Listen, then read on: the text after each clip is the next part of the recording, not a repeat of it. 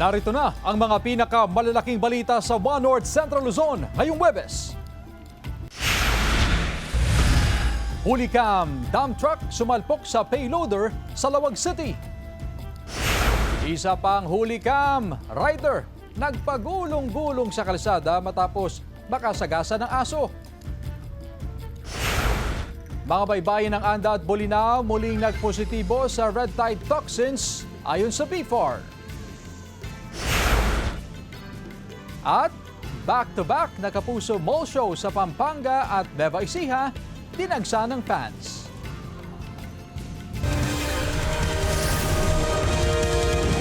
Ito ang GMA Regional TV, One North Central Luzon. Magandang hapon, ako si Chris Zuniga.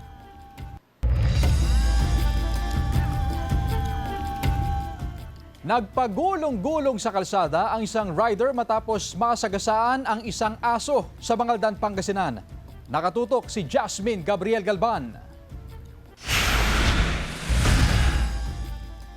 Sa kuha ng CCTV, makikita ang pagdaan ng motorsiklo sa bahagi ng San Jose Street sa Barangay Gigilunen, Mangaldan, Pangasinan, gabi noong Martes. Makikita rin ang pagtawid ng dalawang aso sa kalsada na sinundan ng pagdating ng isa pang motorsiklo.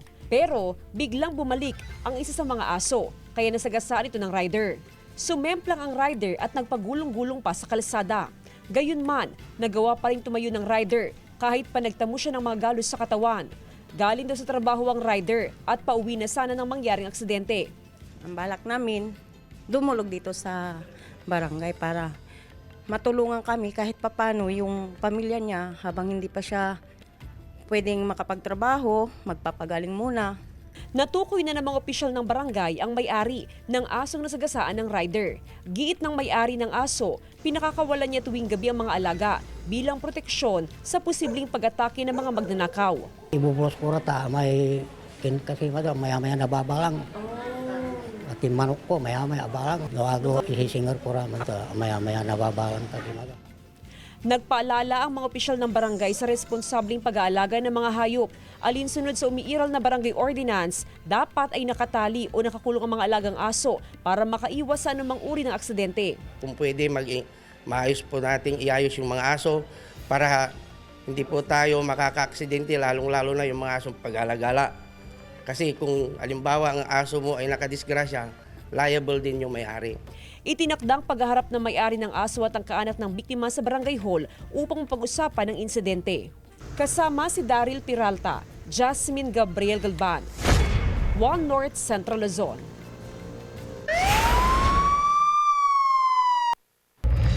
Nahulikam ang pagsalpok ng dump truck sa payloader sa Lawag City, Ilocos Norte. Nakaalerto CJ Torida. Nahulikam ang bangga ng dump truck at payloader sa Lawag City, Ilocos Norte. Sa video, makikita ang payloader na papasok sa National Highway na nakaangat ang bucket. Sakto naman ang pagdating ng dump truck. Tumama ang bucket sa windshield ng dump truck. Sa lakas ng impact, nabasag ang salamin. Maswerteng hindi nasaktan ang driver. Ayon sa pulisya, nagkayos na ang magkabilang panig. Aksidenteng bumangga ang isang SUV sa isang fast food chain sa Santo Domingo, Nueva Ecija gabi noong Martes. Dalawang katao ang nasaktan sa insidente na dinala sa paggamutan. Sa investigasyon, paparada sana ang 36 anyos na ginang na driver ng SUV. Pero imbes na patras ay biglang umabante ng mabilis at sumalpok sa salamin na dingding ng establishmento. Ayon sa pulisya, sasagutin naman daw ng driver ng SUV ang pagpapagamot ng mga nasaktan sa insidente at pagpapaayos sa nasirang bahagi ng establishmento. Tumangging magbigay ng pahayag ang mga kinatawan ng fast food chain. Ngayon po, okay naman po sila, nasa hospital po na nagpapagamot, pero wala naman pong nai-report na grabe na injury. Wala naman pong natamo na malalang injury. CJ Torida, One North Central Luzon. Dalawang katao ang patay habang dalawa pa ang sugatan sa nangyaring pamamaril sa Calaba Bridge sa Barangay Calaba, Bangged Abra gabi noong Miyerkules. Isa sa mga biktima ay barangay chairman ng Lagayan Abra at isang babaeng kasama nila sa convoy. Sugatan sa insidente ang isa pang babaeng miyembro ng Sangguniang Bayan sa Lagayan Abra at lalaking driver. Dinala sila sa ospital. Hindi naman nasaktan ang isa pa nilang kasamang lalaki. Sakay ang mga biktima ng dalawang sasakyan na patungong La Paz, Abra nang biglang mag-overtake ang isang pick-up na sinasakyan ng mga sospek at pinaula na ng bala ang mga biktima. Nagsasagawa na ng hot pursuit operation ng pulisya upang matukoy at maaresto ang mga sospek. Patuloy ang investigasyon sa insidente upang matukoy ang motibo sa krimen. Sinisikap ng GMA Regional TV 1 North Central Luzon na makuna ng pahayag ang kaanak ng mga nasawing biktima at iba pang sangkot sa insidente. Muling nagpositibo sa red tide toxins ang mga baybayin ng Anda at Bolinao sa Pangasinan ayon sa BFAR. Yan ang balitang tinutukan live ni Jasmine Gabriel Galban. Jasmine? Chris, 24/7 na may nakabantay mula sa Agriculture Office at Market Division dito sa Magsaysay Fish Market para matiyak na safe for consumption ng lahat ng ibinibentang shellfish dito sa pamilihan. Gabi noong February 19, nang i-anunsyo ng BFAR na negatibo na sa red tide toxins ang mga baybayin ng Anda at Bolinao sa Pangasinan. Makalipas ang isang linggo, muling naglabas ng abiso ang BFAR Region 1 na positibo ulit sa red tide toxins ang sea waters ng dalawang bayan. Base sa pinakahuling resulta ng water analysis. Muli, mahigpit na ipinagbabawal ang pag-harvest, pagbenta at pagkain ng shellfish mula sa mga katubigan ng Anda at Bolinao. Sa monitoring ng BFAR, masyadong mataas ang salinity level at mababa ang dissolved oxygen level sa baybayin, kaya muli nagpositibo sa red tide toxin.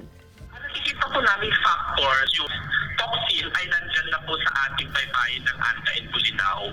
And when it is conducive po, ay dumadami po siya.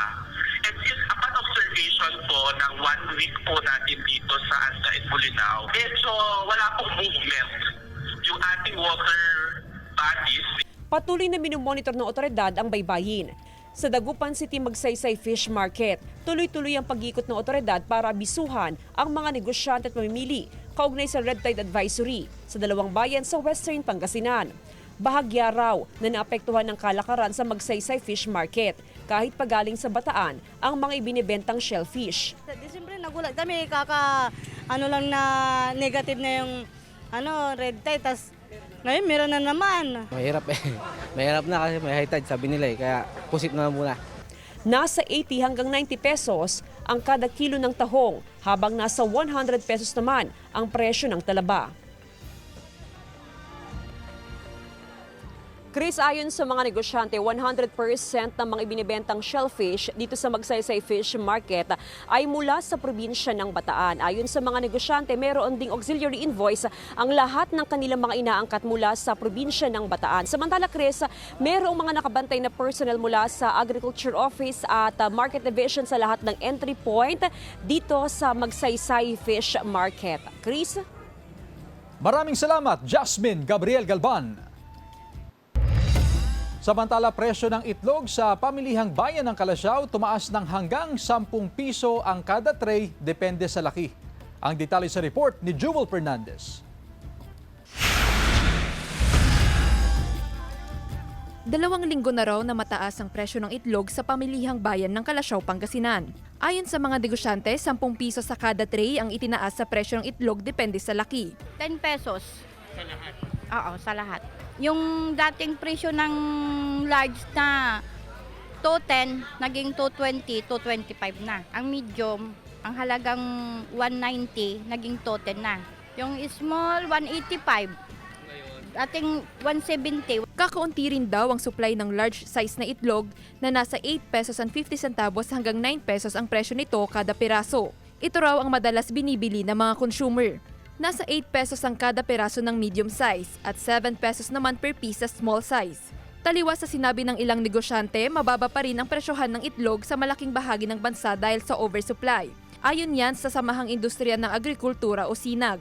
Mataas pa raw ang inventaryo sa itlog na inaasahang magtatagal pa sa loob ng hanggang 2 buwan. Wala umanong nakikitang problema sa supply ng itlog sa mga susunod pang buwan. Marami nag-alaga dahil maganda yung weather and maraming pumasok sa chicken industry. Si Aling Flor, kahit tumaas ang presyo sa pamilihan, bibili pa rin daw siya ng itlog. Kailangan kasi almusal ng araw-araw ng mga anak ko. Ibabudget na lang yung yung bibili natin ng ulam, budget lang kung sakto lang sa sahod. Kasama si Ron Taniedo, Jewel Fernandez, One North Central Luzon.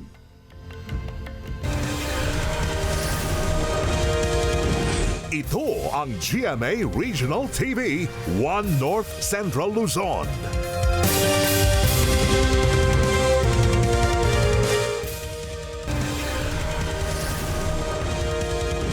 Ito ang GMA Regional TV, One North Central Luzon.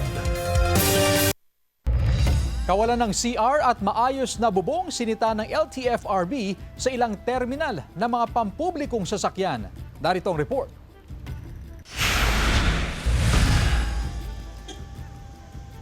Sa inilabas na ulat ng Land Transportation Franchising and Regulatory Board o LTFRB, inisyuhan ng ahensya ng show cause order ang 10 bus at PUV terminal operator sa Region 1 dahil sa safety at comfort violations. Kabilang sa mga inisyuhan ng show cause order, ang pamunuan ng 4 na bus at PUV terminal sa Alaminos City, 4 din sa Dagupan City at 2 sa San Fernando City, La Union. Layo ng LTFRB na matiyak na tumatalima ang mga terminal operator sa basic rights ng mga commuter para sa ligtas at komportableng pagbiyahe. Kabilang sa nakatanggap ng show cause order ang Bamakada Transport Cooperative sa Dagupan City. Kabilang sa mga nakitang violations ng LTFRB ang kawalan ng sapat na bilang ng palikuran at hiwalay na palikuran para sa mga babae, lalaki at PWD. Nasilip din ng LTFRB ang kawalan ng CCTV monitor at PWD sitting area sa terminal. Dapat din daw na sementado ang flooring ng terminal at maayos ang bubong para matiyak na may masisilungan ng mga pasahero. Kung hindi raw may isaayos sa loob ng 3 buwan, ay ipapasara ang terminal. Siyempre, gagawin namin yun para, kasi pag hindi namin gagawin yun, isasarado yung terminal namin tapos babawiin yung parangkisa namin. Ikinatuwa ng mga commuter ang hakbang ng LTFRB kaugnay sa pagpaganda at pagsaayos sa mga terminal sa probinsya. Para hindi nahihirapan ang mga pasahero, lalo pagka nagtag-ulan. Mas quality at matatawag na komportable lahat ng pasahero. Kasama si Daryl Peralta, Jasmine Gabriel Galban, One North Central Luzon. Sugatan ang 38 anyos na magsasaka matapos na pagtatagain ng mag-ama na kapwa rin niya magsasaka sa barangay San Julian, Solsona, Ilocos Norte. Sa investigasyon, nagkaroon ng pagtatalo ang biktima at mga sospek kaugnay sa patubig na nauwi sa pananaga. Sugatan sa muka at balikat o sugat sa muka at balikat ang tinamo ng biktima na dinala sa ospital at ngayon nasa mabuti ng kalagayan. Subuko sa pulisya ang mga sospek na umamin sa krimen. Desidido raw na magsampa ng kaso ang biktima laban sa mag-amang sospek. Sinisikap ng GMA Regional TV na makunan ng pahayag ang mga sospek. Arestado ang isang babaeng guro ng pampublikong paaralan sa Dagupan City dahil sa kasong child abuse. Tutukan sa report. Sa bisa ng warrant of arrest, arestado ang isang ginang sa Dagupan City dahil sa paglabag sa RA 7610 o Special Protection of Children Against Abuse, Exploitation and Discrimination Act. Pasado alas 2 ng hapon noong Martes, nang arestuin ang ginang sa labas ng pinagtatrabahuan niyang eskwelahan sa Dagupan City bilang isang guro. Nilinaw ng pulisya na ang insidente ng pang-aabuso ay hindi nangyari sa loob ng paaralan kundi sa barangay. Pero hindi na idinetalya ng PNP kung anong klaseng pang-aabuso sa bata ang naging ugat upang sampahan ng kaso ang ginang. Nagkausap ng GMA Regional TV ang pamunuan ng barangay hinggil sa kinasangkutan na insidente ng ginang pero tumanggi na silang magbigay ng pahayag. Nasa kustodiya ng Dagupan City Police ang ginang. Sinisikap ng GMA Regional TV One North Central Luzon na magkuhanan siya ng pahayag. She is denying but there is a warrant of arrest na kailangan nating implement. So, ginawa natin yung nararapat kung ano man yung inuutos ng batas. Tumanggi rin na magbigay ng pahayag sa harap ng kamera ang principal ng paaralan kung saan nagtatrabaho ang guro. Bagamat hindi nangyari ang insidente sa loob ng paaralan, makikipag-ugnayan daw ang pamunuan ng paaralan sa Schools Division Office para sa nararapat na hakbang. Samantala, sa inilabas na pahayag ng SDO sa social media, nirerespeto raw nila ang legal na proseso sa kasong kinasasangkutan ng guro. Tiniyak ng SDO na makikipagtulungan sa autoridad para sa investigasyon. Kasama si Daryl Peralta, CJ Torida, One North Central Luzon. Kasado na ang Grand Street Dance Parade at Floral Float Parade na gaganapin sa weekend sa Baguio City. Tunghayan sa report. Kasado na ang Grand Street Dance Parade at Grand Floral Float Parade na dalawang pinakamalaking aktibidad ng Panagbanga Festival sa Baguio City. Ayon sa Baguio Flower Festival Foundation Incorporated, 22 koponan ang magtatagisan sa Grand Street Dance at Cultural Parade.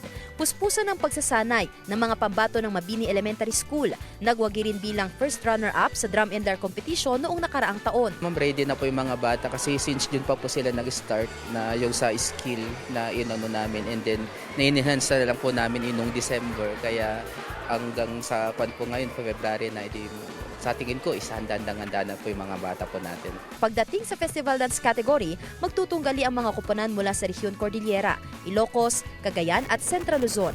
Inilatag na ang artificial turf sa Melvin Jones Football Ground para sa mga performer at float entries sa February 28 at March 1. Para naman komportable sila because nakita naman natin in the past, maalikabok, minsan pag nabasa ng konti yan, nagiging maputik. So, para naman maganda ang performance. Para naman sa Grand Floral Float Parade, inaasahang aabot sa 30 float entries ang lalahok na binubuo ng small, medium at large float categories. Ayon sa BFFFI, dapat nasa mahigit 90% ng bawat float ay yari sa natural na mga bulaklak. Nagbabala rin ang BFFFI laban sa ilang float makers at florist na umano'y overcharging sa paggawa ng mga float. Well, the source really of the overcharging are middlemen, no? They usually charge yung mga companies that do not have offices here in Baguio who wish to put up a float. Meron din tayong mga float makers talaga na nagtaas ng kanilang rate. Hindi rin natin maiwasan to because of the law of supply and demand. But we want the increase to be reasonable also. Sa panig ng seguridad, kabuang 2,357 personnel, kabilang ang mga augmentation force ang ide-deploy ng Baguio City Police Office para sa Central Business District, traffic management at boundary control. Target ng mga otoridad ang zero crime incident sa kabuuan ng selebrasyon. Kasama si Henry Duminsil, Sempi Salvacio, One North, Central Luzon.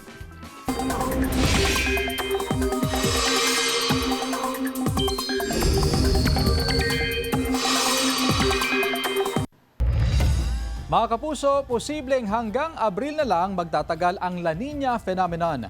Ayon sa Pag-asa, sa mga susunod na araw at linggo, unti-unti nang hihina ang La Nina hanggang sa magkaroon na ng transition papuntang neutral condition.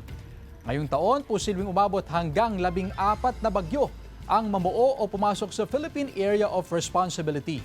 Sa ngayon, walang binabantayang sama ng panahon sa loob o labas ng PAR.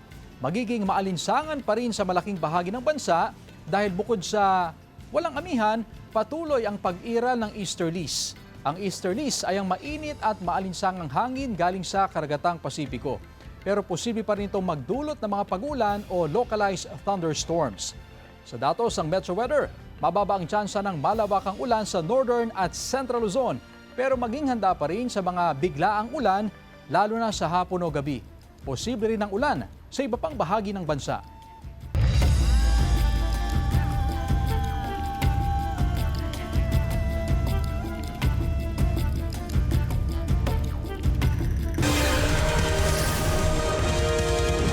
Ito ang GMA Regional TV, One North Central Luzon.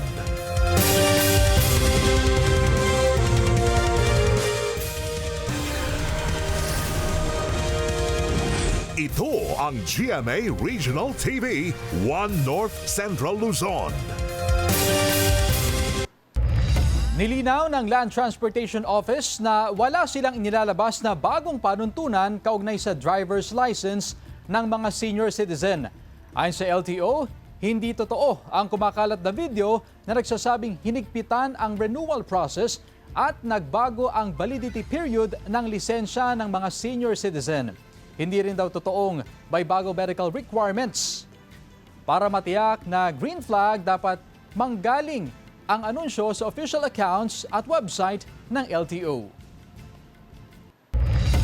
Sumiklab ang forest fire sa bahagi ng Mount Arayat sa Pampanga. Narito ang report. Sumiklab ang forest fire sa bahagi ng Mount Arayat sa Barangay San Juan Banyo, Arayat, Pampanga noong Miyerkules. Nagsanib pwersa ang mga kawani ng BFP at MDRRMO sa pag-apula sa sunog.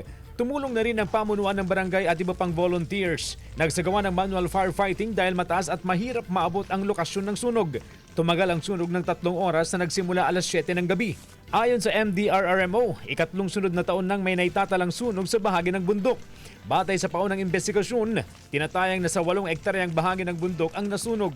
Ikatlong taon na po ito na nangyari sa Mount Arayat, yung mga fire incidents. Base sa kanila, kahit sobrang init daw po, hindi maaring magliyab ang isang bagay. Masunog yung halaman or plastic. So meron po talaga na nagsunog, definitely, sa Mount Arayat. Patuloy ang investigasyon ng autoridad upang matukoy ang sanhi ng sunog.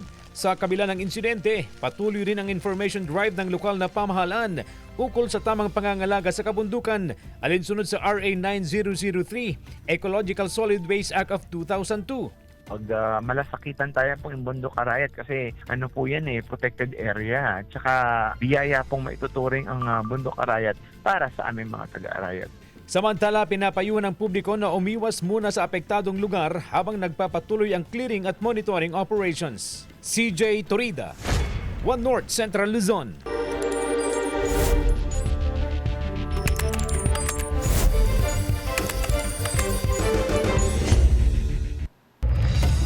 Pinayagan ng International Criminal Court Pre-Trial Chamber 1 ang hiling ni dating Pangulong Rodrigo Duterte na wag na siyang padaluhin sa detention hearing bukas, February 27. Ayon sa ICC Pre-Trial Chamber 1, wala sa legal framework ng korte ang nagsasabing kailangan ang presensya ng suspect sa naturang hearing.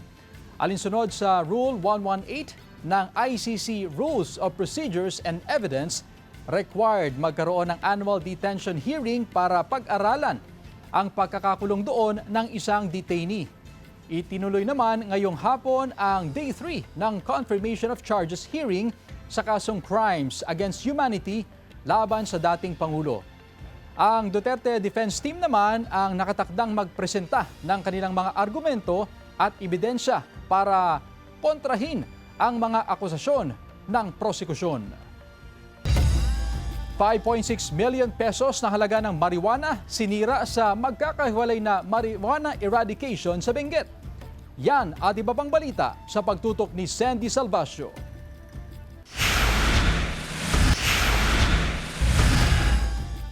Nasa kabuang 1.5 milyong pisong halaga ng iligal na droga ang nakumpiska sa magkakahiwalay na anti-illegal drug operations ng Police Regional Office Cordillera sa Bacon at Kibungan, Benguet nitong linggo. Nadiskubre ang 11 plantasyon ng marijuana sa Barangay Takadang at Badao sa Kibungan at Barangay Kayapa sa Bacon. Agad na binunot at sinunog ng mga operatiba ang mga nadiskubreng tanim na marijuana. Samantala nitong Lunes, muling nagsagawa ng marijuana eradication ang ProCar na nagresulta sa pagkakadiskubre ng tinatayang 4.1 milyong pisong halaga ng marijuana sa kaparehong mga bayan sa Benguet. Natagpuan sa Barangay Badao at Takadang ang 10 plantasyon. Sa Barangay Kayapa, Bacon, nadiskubre ang 750 fully grown marijuana plants, habang sa isang communal forest sa Barangay Pongyan, Kapangan, natagpuan din ang 250 fully grown marijuana plants. Agad ding sinira ang mga pananim. Patuloy ang investigasyon upang matukoy ang iba pang posibleng plantasyon sa mga kalapit na lugar at mahuli ang mga cultivator. Timbog sa drug buy-bust operation ang 33 anyos na lalaking welder sa Sitio Aligos, Barangay Pantal, Dagupan City madaling araw noong Lunes. Ang sospek na tubong Barangay Mayumbo ay itinuturing na street-level individual. Nakumpiska sa sospek ang hinihinalang shabu na nagkakahalaga ng 13,600 pesos. Nasa kustodiya ng pulisya ang sospek sa reklamong paglabag sa Republic Act 9165 o Comprehensive Dangerous Drugs Act of 2002. Wala pa siyang pahayag. Sandy Salvacio, One North Central Luzon. Mga kapuso, mamumukadkad ang saya at mapupuno ng kulay ang inyong weekend sa sorpresang hatid ng GMA Regional TV sa Kapuso Spotlight in celebration of Panagbanga Festival sa Baguio City. Makikifiesta ang cast ng Encantadia Chronicles Sangre na sila Kelvin Miranda, Angel Guardian at Faith Da Silva. Sa Sabado na yan, February 28, 3 p.m. sa Barangay Upper Dagshan Covered Court, At 4 p.m. naman sa Barangay Scout Barrio Covered Court, Baguio City. See you there, mga kapuso. Back-to-back na saya hatid sa Kapuso Mall Show sa Pampanga at Nueva Ecija. Silipin sa report.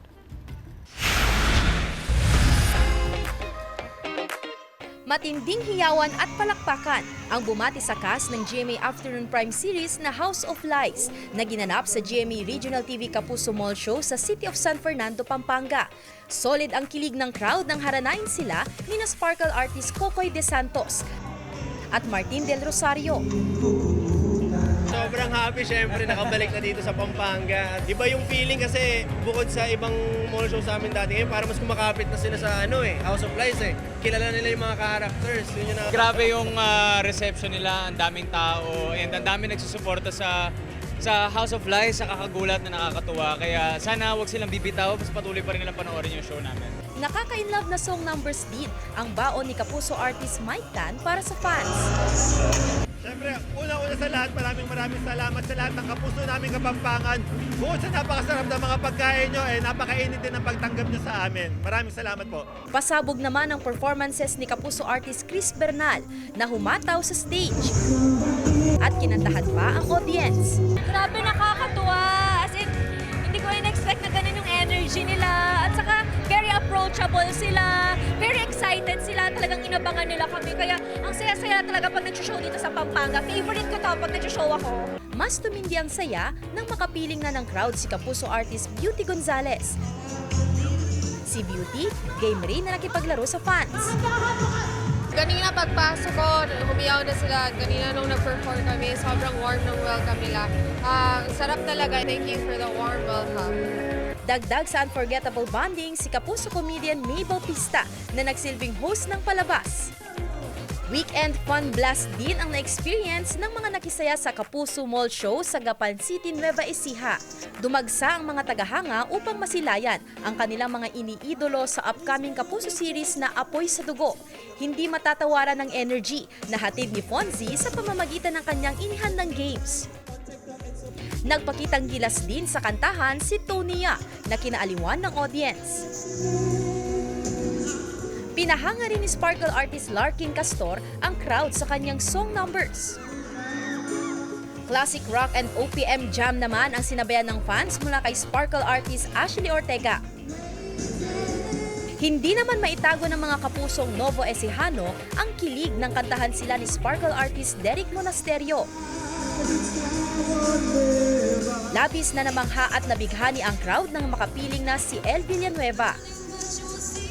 Naghatid naman ng good vibes ang morning opa ng unang hirit na si Kaloy Tingpungko bilang host ng palabas. Nag-aalab ang bagong handog ng GMA Afternoon Prime na mapapanood na simula March 2, ang Apoy sa Dugo. Made in ni Miss Pinky Amador, ayan po. So sa Apoy sa Dugo. So medyo rin ako dito, playful made din ako dites. May mga chikanes. So yun ang dapat ninyong abangan talaga. Ako naman, very exciting yung role ko. Ako po yung isa sa mga best friends ni El Villanueva na siya po si Vanessa. And ang pangalan ko sa teleserye na to ay Fonzie. Ako ay gaganap bilang si Spencer. Ako yung makulit na kaibigan ni Marco, which is si Derek. I'll be playing the role of Angel Sangalang. Kapatid ko dito si Vanessa, which will be played by Miss El Villanueva. Si Angel, intense yung mga emotions niya. Kung magmahal siya sa isang tao, grabe siya magmahal. I'll be playing Vanessa. First time ko po mag-play ng role na isang nanay, pamilyado na, and isang abogado. Trentahin. Ika nga. Pero young parent kami dito. Pero ang dami niyong matututunan dito dahil yung rejection and yung panloloko manggagaling mismo sa loob ng isang pamilya. Which is nangyayari true to life, di ba? Ako naman dito si Marco, syempre, pamilyado din. Maraming aabangan dito kasi first time namin mag-play sa ganitong role, first time din namin karoon ng anak. And aside from that, napakadami pang characters na aabangan si Sandy Salvacio, One More, Central Luzon.